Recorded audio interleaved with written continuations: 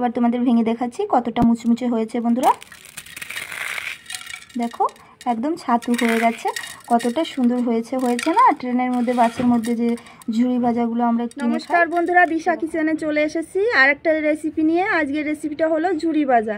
চলো বাড়িতে আমি কিভাবে ঝুড়ি ভাজাটা তৈরি করে দেখাবো। ওই দোকানে যা আমরা রাস্তাঘাটে ট্রেনের মধ্যে কিনে খাই সেই ঝুড়ি ভাজাটাই আমি তৈরি করে দেখাবো। তো চলো খুব সহজেই এই ঝুড়ি ভাজাটা আমি তৈরি করে তোমাদের দেখাবো। আশা করি তোমাদের খুব ভালো লাগবে। তো রেসিপিটা পুরো দেখো বন্ধুরা। আমি ঝুড়ি ভাজা বানানোর জন্য এই যে দেখতে পাচ্ছ 1 কাপ বেসন আমি নিয়ে নিয়েছি। এবার আমি এর মধ্যে কি কি উপকরণ দেব চলো দেখিয়ে দিই। প্রথমে দিয়ে দেব হলুদ গুঁড়ো, এবার দিয়ে দেব লাল লঙ্কার গুঁড়ো, ভাজা জিরের পাউডার দিয়ে দিলাম। এটা হচ্ছে আজওয়াইন, আজওয়াইনটা একটু ভেজে নিতে হবে, তো আমি একটু শুকনো খোলায় আজওয়াইন কিন্তু ভেজে নিয়েছি। এবার দিয়ে দেব বন্ধুরা পরিমাণ মতো লবণ। এভাবে মিলিয়ে নেব। দেখো বন্ধুরা সুন্দর করে কিন্তু আমি সব মশলা একসঙ্গে মিলিয়ে নিয়েছি। অল্প অল্প করে জল দেবো। চলো এবার আমি হাত দিয়ে মেখে নিই বন্ধুরা। যত ভালোভাবে মাখা হবে তত ভালো হবে। বন্ধুরা ঝুড়ি ভাজা বানানোর জন্য এটাকে কিন্তু আমি রেডি করে নিয়েছি সুন্দরভাবে। অনেক টাইম ধরে কিন্তু আমি সুন্দর করে মেখেছি হাত দিয়ে। ঝুড়ি ভাজাটা কিন্তু বানানোর জন্য এটা রেডি হয়ে গেছে। এবার আমি এটাকে বানাবো কিসে করে, দেখো এখানে আমি এখান থেকে আমি এটা একটু উঠিয়ে নেব, নিয়ে এই পলিথিনের মধ্যে দিয়ে দেবো। দেখো এভাবে খুবই সহজে।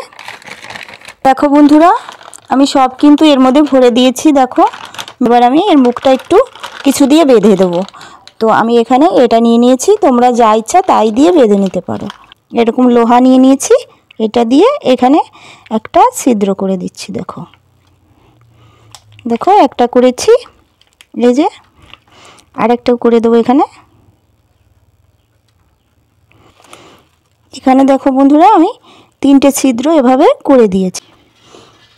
দেখো বন্ধুরা কড়াই বসিয়ে দিয়েছি, কড়াই গরম হয়ে গেছে, সাদা তেল দিয়ে দিয়েছি। এবার আমি এটাকে এভাবে চাপ দিয়ে বানিয়ে নেব। দেখো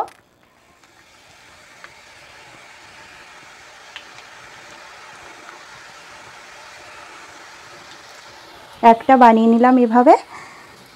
একদম গ্যাসটা কিন্তু কম করে দিতে হবে, আর যতক্ষণ একটু লাল লাল না হয় ততক্ষণ কিন্তু উল্টিয়ে দেওয়া যাবে না। সাইডেই আমি আরেকটাও দিয়ে দেবো এভাবেই।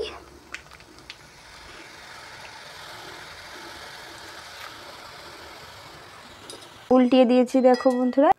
ঠিক এইভাবে আমি সবগুলো ঝুড়ি ভাজা তৈরি করে নেব। এবার আমি এ দুটোকে তুলে নেব একটা প্লেটের মধ্যে, আর বাদবাকি ঝুড়ি ভাজাগুলোও বানিয়ে নেব এভাবে।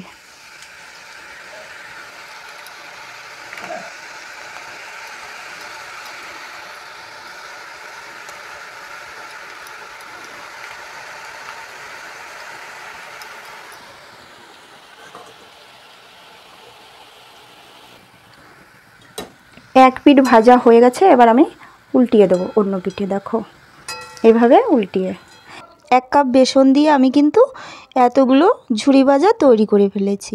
চলো এখান থেকে একটা ভেঙে তোমাদের দেখিয়ে দিই কেমন হয়েছে। আর আমার এই রেসিপিটা তোমাদের যদি ভালো লেগে থাকে আমার চ্যানেলটিকে সাবস্ক্রাইব করে নেবে, আর যদি ফেসবুক পেজ থেকে দেখে থাকো ফেসবুক পেজটিকে ফলো করে নেবে। কতটা মুচমুচে হয়েছে চলো দেখিয়ে দিই একটা ভেঙে। দেখো কত সুন্দর হয়েছে, একদম ছাতু হয়ে গেছে।